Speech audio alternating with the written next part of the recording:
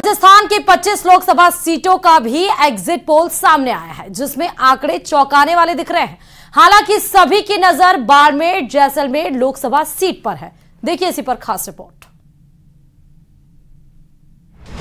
राजस्थान में बीजेपी की हैट्रिक नहीं आसान, 2 से 7 सीटों पर कांग्रेस को बढ़त का अनुमान। तो आप ये मानकर चलिए जब 4 तारीख को काउंटिंग होगी तो नजर आएगा। एग्जिट पोल का जहां तक सवाल है, एग्जिट पोल अपनी जगह अपना काम करते हैं, अपना अपना आपका तरीका है। बीजेपी ने एग्जिट पोल को किया दरकिनार। स्पष्ट रूप से एनडीए की सरकार बन रही है और मोदी जी तीसरी बार प्रचंड बहुमत के साथ देश की जनता का साथ, स्नेह और समर्थन नरेंद्र मोदी जी के साथ है, भारतीय जनता पार्टी के साथ। चुनावी समर में जीत हार के दावे हथियार का काम करते हैं, अपनों को जोड़े रखते हैं और सामने वाले के हौसले को हिलाते डुलाते रहते हैं। लेकिन चुनाव परिणाम के 3 दिन पहले तक अगर जीत के दावों की गूंज कम नहीं हुई तो सामने वाले को खारिज करना मुश्किल हो जाता है। ये बात इसलिए क्योंकि लोकसभा चुनाव के 7 चरण पूरे होने के बाद आई एग्जिट पोल के परिणाम में भले ही बीजेपी को 2-7 सीटों पर नुकसान बताया जा रहा हो, लेकिन सूबे के मुखिया पूरी तरह आश्वस्त हैं कि इस बार भी बीजेपी अपनी जीत की हैट्रिक लगाने जा रही है। विश्वास है 4 जून को बहुत बड़े बहुमत के साथ भारतीय जनता पार्टी आ रही है। माननीय हमारे नरेंद्र मोदी जी तीसरी बार देश के प्रधानमंत्री के रूप में शपथ लेंगे। राजस्थान में मैंने आपको बताया, पहले भी बताया और आज भी बता रहा हूँ कि 25 की 25 सीट हम जीतेंगे। ऐसा है, हम तो पहले ही कह रहे थे और देश की जनता का भी यही नारा था कि 400 प्लस। और प्रधानमंत्री नरेंद्र मोदी जी के नेतृत्व के अंदर जिस तरह से देश के अंदर जो पिछले 2 कार्यकाल के अंदर काम हुआ है, और चाहे गरीब कल्याण की हो, चाहे इंफ्रास्ट्रक्चर को लेकर काम किया गया, इसलिए नरेंद्र मोदी जी के प्रति जनता का विश्वास ये स्पष्ट दर्शाता है कि एग्जिट पोल के अंदर भी जो 400 प्लस के आसपास आंकड़े दिखा रहे हैं। तो मैं यही कह सकता हूँ 400 प्लस के साथ भारतीय जनता पार्टी की सीटें आ रही है और राजस्थान में 25 की 25 सीटें भारतीय जनता पार्टी की। न्यूज़ 18 मेगा एग्जिट पोल में राजस्थान को बड़ा झटका लगता नजर आ रहा है। इस एग्जिट पोल के मुताबिक प्रदेश में इस बार बीजेपी को 18 से 23 सीटें ही मिलती नजर आ रही हैं, जबकि कांग्रेस को 2 से 7 सीटें आने के आसार हैं। प्रदेश में बीते 10 साल से सभी 25 की 25 सीटों पर बीजेपी काबिज है। इनमें 1 सीट एनडीए गठबंधन की थी, लेकिन बाद में वहां से जीते हनुमान बेनीवाल ने गठबंधन तोड़ दिया था। प्रदेश में इस बार भी बीजेपी और कांग्रेस में सीधा मुकाबला है। इंडिया गठबंधन ने यहां 3 सीटों पर अपने प्रत्याशी उतारे हैं। इनमें एक जाट बाहुल्य सीकर सीट है, दूसरा आदिवासी बाहुल्य बांसवाड़ा सीट है और तीसरा नागौर सीट पर। इनके अलावा सभी सीटों पर बीजेपी और कांग्रेस में सीधा मुकाबला है। इस बार कांग्रेस यहां खाता खोलने का दावा कर रही है। और जब देश का मिजाज बदलने लगता है तो आप ये मानकर चलिए जब 4 तारीख को काउंटिंग होगी तो नजर आएगा। एग्जिट पोल का जहां तक सवाल है, एग्जिट पोल अपनी जगह अपना काम करते हैं, अपना अपना आपका तरीका है। कभी बहुत सफल होते हैं, कभी सफल नहीं होते हैं, लेकिन मैं इतना कह सकता हूं कि लोगों पर इस बार हमें बहुत भरोसा है। मैंने ये महसूस किया जब लोगों के बीच में मैं खुद इलेक्शन लड़ने जा रहा था तो पहले दिन मुझे लग रहा था कि मैं दबाव में था, क्योंकि जयपुर में हमारी से 2 सीटें हम जीते थे, विधानसभा में 6 सीट हम हार गए थे। लेकिन जब मैं लोगों के बीच में गया तो लोगों ने, जो मैंने टर्नआउट देखा, लोगों में बहुत जबरदस्त रिएक्शन था। प्रदेश की सबसे चर्चित सीट बाड़मेर है, जहां मुकाबला त्रिकोणीय है। कोटा अलवर में करीबी मुकाबला है, लेकिन कहां-कहां कांग्रेस बीजेपी के विजय रथ को रोकने में सफलता हासिल करने जा रही है, इस पर लोगों की उत्सुकता चरम पर है। एग्जिट पोल फाइनल नतीजे नहीं है, लेकिन वो ये बताता है कि मतदाताओं ने किस पार्टी और प्रत्याशी की तरफ रुझान दिखाया है। Bureau report, news 18 Rajasthan. और दक्षिण भारत हमेशा से बीजेपी के लिए एक बड़ा टास्क रहा है, लेकिन एग्जिट पोल में दक्षिण भारत से बीजेपी के लिए बड़ी खुशखबरी है, क्योंकि न्यूज़ 18 पोल हब का एग्जिट पोल यह बता रहा है कि बीजेपी ने केरल और तमिलनाडु में बड़ा करिश्मा कर दिया। लेकिन एक बड़ी खबर कर्नाटक से भी है। दक्षिण भारत की 131 सीटों पर बीजेपी का प्रदर्शन कैसे 2024 चुनाव का गेम चेंजर बन सकता है, देखिए रिपोर्ट।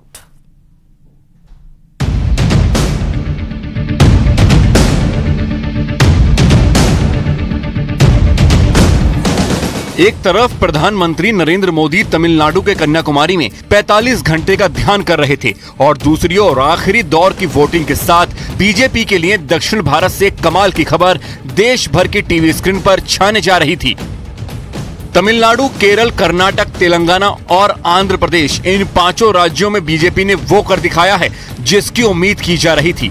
न्यूज 18 पोल हब के एग्जिट पोल बता रहे हैं कि दक्षिण की 131 सीटों पर एनडीए को 51 से 54 सीट मिल रही हैं। इंडिया गठबंधन को 64 से 67 सीट मिल रही हैं, जबकि अन्य दलों को 14 से 17 सीट मिल रही हैं। बीजेपी के लिए सबसे बड़ा करिश्मा तमिलनाडु और केरल में होता हुआ नजर आ रहा है। एग्जिट पोल बता रहे हैं कि तमिलनाडु में इस बार के लोकसभा चुनाव में बीजेपी का खाता खुलने जा रहा है। अब से अगर मैं बताऊं, इंडिया गठबंधन को तमिलनाडु, पुडुचेरी 40 सीटें मिला लीजिए, 36 से 39 सीटें मिलती हुई दिख रही है।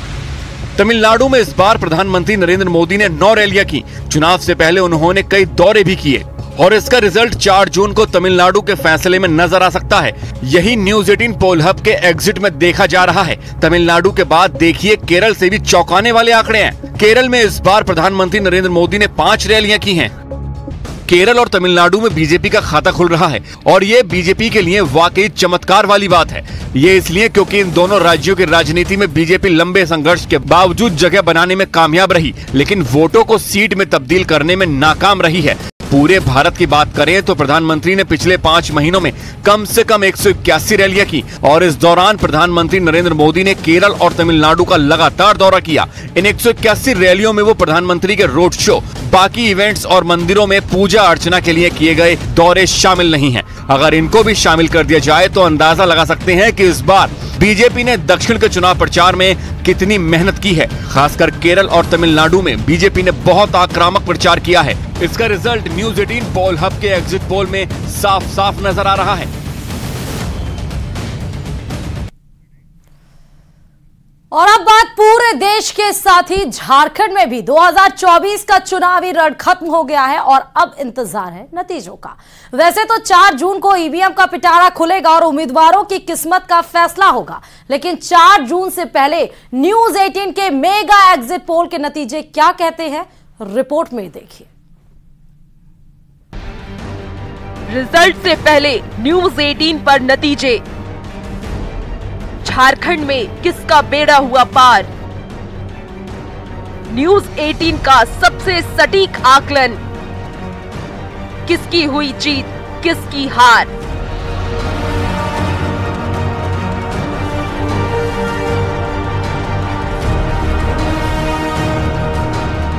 झारखंड की 14 सीट पर हुई वोटिंग के बाद उम्मीदवारों की किस्मत ईवीएम में कैद हो गई है। वैसे तो 4 जून को पूरे देश के साथ ही झारखंड के चुनावी रण के नतीजे भी सामने आएंगे, लेकिन रिजल्ट से पहले न्यूज 18 के सबसे बड़े एग्जिट पोल के नतीजे आ चुके हैं। न्यूज 18 के एग्जिट पोल के मुताबिक झारखंड की सभी 14 सीट का अनुमान सामने आ चुका है, जिसमें बीजेपी को 9 से 12 सीट मिल सकती है, इंडिया को 2 से 5 सीट मिल सकती है।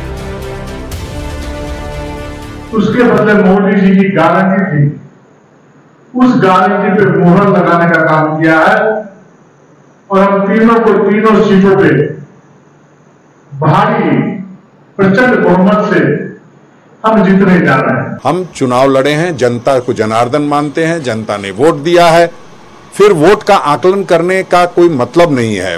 वोट जब ईवीएम में बंद हो गया है तो निश्चित रूप से खुलने दीजिए। 4 तारीख की इतनी बेसब्री क्यों है? जैसे कोई कह रहा है 4 से 6 मिलेगा इंडिया गठबंधन को झारखंड के कॉन्टेक्स्ट में, तो कोई उससे 2 बढ़ा दे रहा है, कोई घटा दे रहा है, तो वो खुद भी वो शेकी है, मतलब वो भी बहुत ये के साथ नहीं बोल पा रहे। झारखंड में 2019 में भी चुनावी नतीजे कुछ इसी तरह थे। 2019 में बीजेपी ने प्रदेश में विपक्ष को करारी हार दी थी और 11 सीट पर कमल खिलाने में पार्टी कामयाब हुई थी और 1 सीट सहयोगी आजसू के नाम हुई। 2019 के चुनावी नतीजों पर नजर डालें तो बीजेपी को 11 सीट मिली थी, आजसू को 1 सीट मिली थी, कांग्रेस और जेएमएम के खाते में 1-1 सीट आई थी। न्यूज 18 के एग्जिट पोल के मुताबिक झारखंड में एनडीए की बम्पर जीत होने वाली है।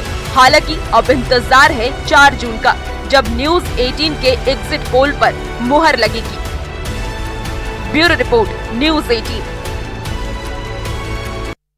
और अब बड़ी खबर यह है कि अरुणाचल प्रदेश से, यह बड़ी खबर है जहां अरुणाचल प्रदेश और सिक्किम के विधानसभा भी इस बीच में हुए थे जब लोकसभा का चुनाव था, और विधानसभा में अब वोटों की गिनती जारी है। सिक्किम की अगर बात करें तो 10 सीटों का रुझान आ चुका है। रुझानों में बीजेपी और एसडीएफ को 1 सीट मिलती हुई दिखाई पड़ रही है। सुबह 8 बजे से ये जो बात करें, ये वोटों की गिनती शुरू हो गई है। पहले पोस्टल बैलेट खुले और वो गिनती उनकी शुरू हुई और जिसमें पता चला कि रुझानों में बीजेपी और एसडीएफ को 1 सीट मिल रही है। वहीं सिक्किम की अगर बात करें तो रुझानों में एसकेएम 8 सीटों उसको मिलता हुआ दिखाई पड़ रहा है। अरुणाचल प्रदेश में 19 सीटों का रुझान अब तक आ चुका है। अरुणाचल प्रदेश के रुझानों में बीजेपी आगे चल रही है और अरुणाचल प्रदेश की अगर हम बात करें तो रुझानों में बीजेपी को 18, एनपीईपी को 1 सीटें मिलती हुई दिखाई पड़ रहे हैं। बताते चले कि पूर्वोत्तर राज्य यानी कि सिक्किम और अरुणाचल प्रदेश में विधानसभा चुनाव के लिए आज फैसले की घड़ी है।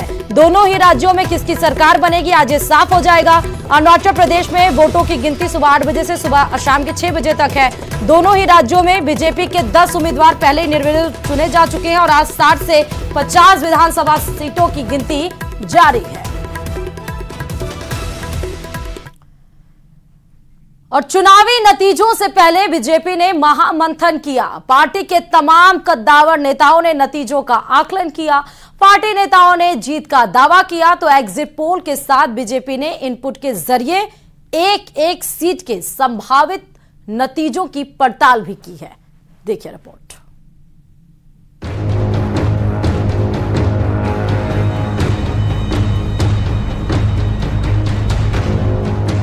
चुनाव खत्म, अब नतीजों की बारी।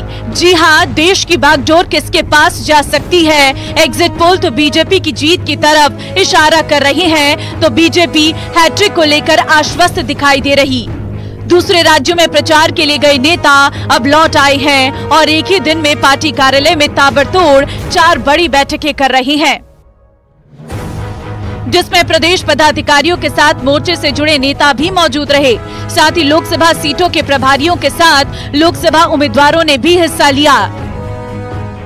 मैराथन बैठक में बीजेपी ने एक सीट के संभावित नतीजों की पड़ताल की। इसमें पार्टी विस्तारकों से लेकर बूथ और शक्ति केंद्रों के साथ जिलाध्यक्षों की रिपोर्ट का भी आकलन किया गया। यानी एग्जिट पोल के साथ बीजेपी ने सूबे की 25 सीटों के नतीजों का ओवरऑल फीडबैक लिया। देश एक बार फिर सम्मानीय नरेंद्र मोदी जी को प्रधानमंत्री बनाने और देश को विकसित बनाने के संकल्प को सिद्ध करने के लिए प्रचंड बहुमत से भारतीय जनता पार्टी को विजयी करने वाली है। देश के आम आवाम ने खुद इकट्ठे होकर के अपनी तरफ से एक नारा भारतीय जनता पार्टी के लिए, भारतीय जनता पार्टी के नेताओं को दिया और वो था अब की बार 400 के पार। भाजपा 370 पार और एनडीए 400 पार। और आपने देखा होगा पूरे देश का माहौल उस समय ऐसा बन गया था, देशवासी इस बात को बहुत ही जोर से कह रहे थे कि एक की बार मोदी सरकार, अब की बार 400 पार। निश्चित रूप से 400 प्लस के साथ भारतीय जनता पार्टी की केंद्र में सरकार बनेगी और 400 पार निश्चित रूप से 25 की 25 सीटें राजस्थान में भी भाजपा की आएगी। प्रदेश में 2 चरणों में 19 और 26 अप्रैल को मतदान हुआ था। जैसे ही प्रदेश में मतदान खत्म हुआ, अगले ही दिन अधिकांश उम्मीदवारों के साथ प्रदेश के कद्दावर नेताओं को दूसरे राज्यों में प्रचार का जिम्मा दे दिया गया था। अब जब सभी चरण का मतदान संपन्न हो चुका है और 4 जून नजदीक है, बीजेपी ने भी अपने तंत्र को सक्रिय कर दिया है। बैठक में बुलाए गए नेताओं की पूरी रिपोर्ट पर चर्चा हुई। मतदान के प्रतिशत से लेकर जातियों के झुकाव तक हर चीज पर चर्चा की गई। वोटिंग परसेंट बढ़ाने के लिए पार्टी ने जो प्रयास किए वो धरातल पर कितने फलीभूत हुए, इसका भी आकलन किया गया। 10 साल के मोदी सरकार के कार्यकाल की उपलब्धियों ने इस चुनाव में कितनी छाप छोड़ी, इसका भी बैठक में जिक्र किया गया।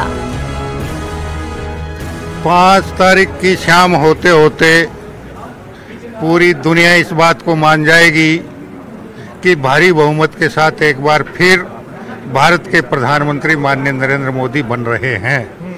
सीटें कितनी आ रही है?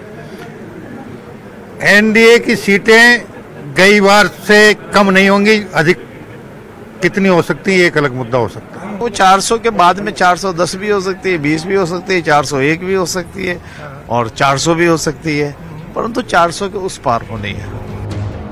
मोदी सरकार के 10 साल की ऐतिहासिक उपलब्धियों से भरपूर कार्यकाल की परीक्षा के नतीजे की घड़ी अब ज्यादा दूर नहीं है। बीजेपी के सभी 25 उम्मीदवारों के अलावा प्रदेश नेतृत्व से लेकर सीएम भजन लाल की प्रतिष्ठा से भी इस चुनाव के नतीजे जुड़े हैं। बीजेपी कॉन्फिडेंट तो है, पर वो ओवर कॉन्फिडेंट कतई नहीं।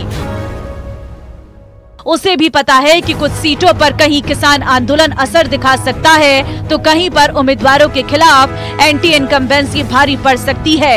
इसलिए उसके नेता संभल कर बयान दे रहे हैं, पर उत्साह पूरे चरम पर है। न्यूज़ 18 के लिए बाबूलाल धायल की रिपोर्ट। तो अब की बार किसकी सरकार बनेगी ये तो 4 जून को ही पता चल पाएगा, लेकिन तमिलनाडु के कन्याकुमारी के विवेकानंद रॉक मेमोरियल में 45 घंटे की ध्यान साधना प्रधानमंत्री ने खत्म कर ली है। पीएम ध्यान पूरी करने के बाद विजिटर बुक में देश के नाम संदेश लिखा, जिसमें उन्होंने ध्यान की मिली ऊर्जा का जिक्र किया। देखिए रिपोर्ट।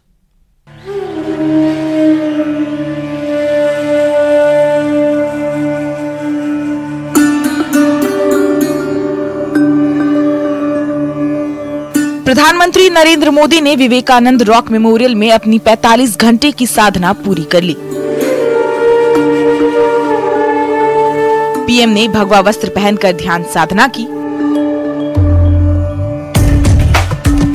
शुक्रवार को पीएम मोदी ने गहरे रंग का भगवा वस्त्र पहना,